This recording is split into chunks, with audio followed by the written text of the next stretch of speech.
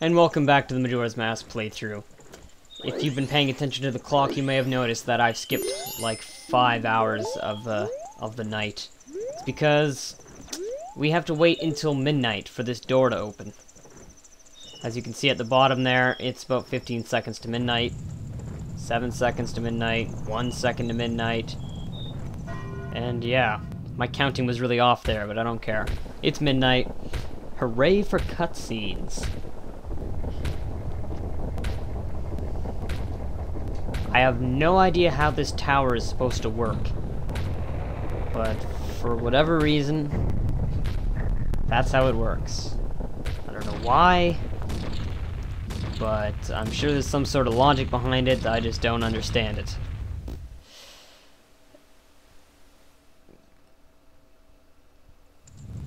Anyway, grab this.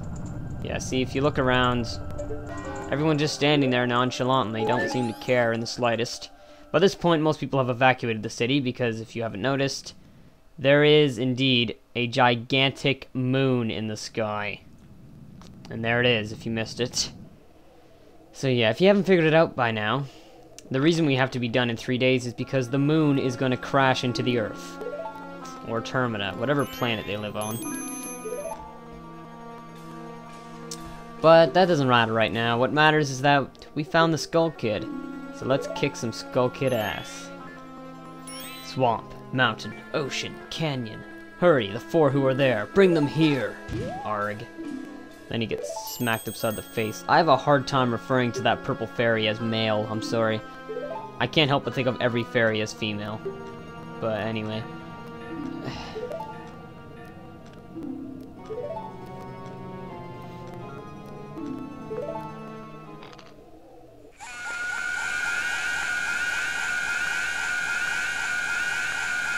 Nice shot of the moon's nose. That is one kick-ass nose, I must say. God, it's like 40... It's like as big as the entire city. Oh God, what do I do? What do I do?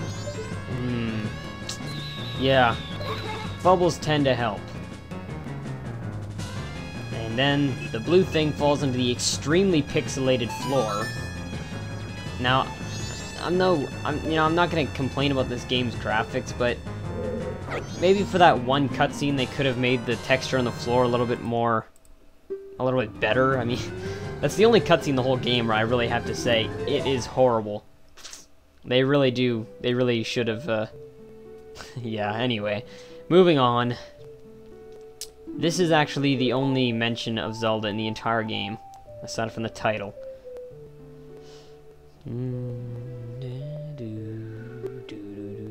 For some reason, Link is wearing the hero shield in this scene.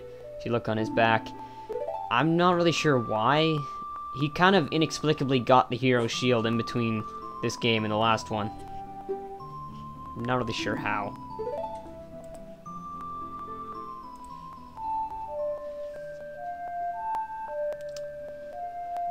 This, if you never played Ocarina of Time, is the Song of Time.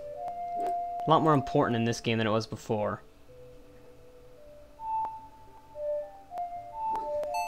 My dog keeps barking. I really hope no one's coming home.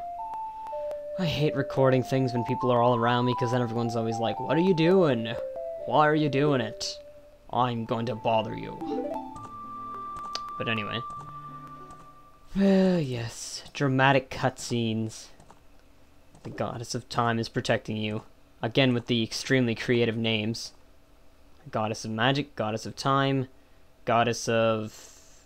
Name not announced. Snap out of it. What are you doing lost in memories? Come on, dramatic music. There we go. I know just what to do.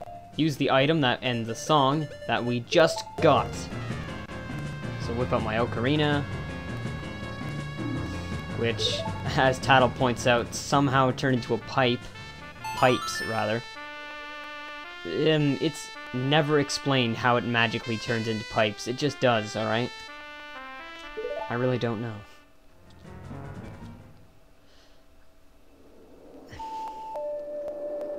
So yeah, if you missed the text there, it said, save and return to dawn of the first day.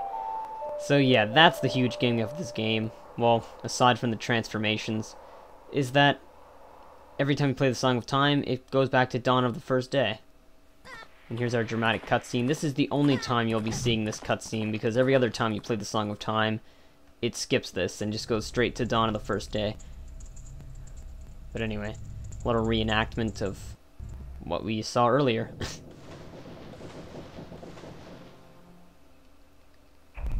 Dawn of the first day.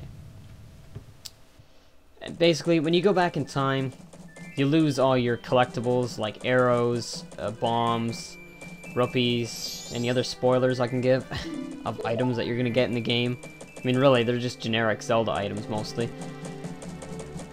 But obviously, you keep important items. You'll keep the bow, just not the arrows. You'll keep the bomb bag, just not the bombs, etc.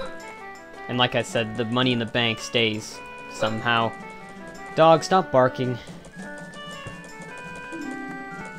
I do actually like my dog. I'm just irritable with him when I'm recording things.